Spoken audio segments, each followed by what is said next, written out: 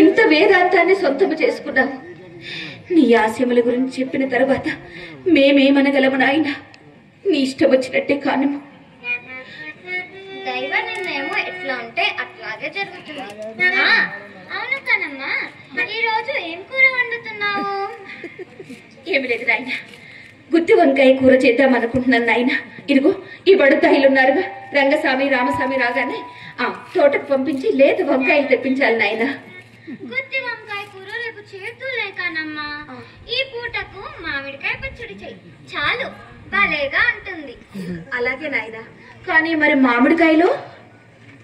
నువ్వు భలేదానివమ్మా. మన పెరట్లో మామిడి చెట్టు ఉంది కదా, దాని కాయలు అవి ఎక్కడో చిటారు బొమ్మలో ఉన్నాయి నాయన.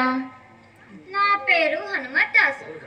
ఆ హనుమ సాగరాన్నే లంకించినప్పుడు ఈ హనుమ చిటారు కొమ్మకు లంకించలేడా? హనుమ, నీలో ఎప్పుడు అల్లరి పిల్లాడు కనిపిస్తాడో, ఎప్పుడు వేదాంతి కనిపిస్తాడో అర్థమే కాదు. అంతా చిత్రంగా ఉంటుంది నాయన. నాయన వారు, నా జీవితం చిత్రాల పుటలున్న పుస్తకం. ఏ పుటలో ఏ చిత్రం ఉంటుందో ఆ పైవాడికే తెలియాలి. రండి పెరట్లోకి.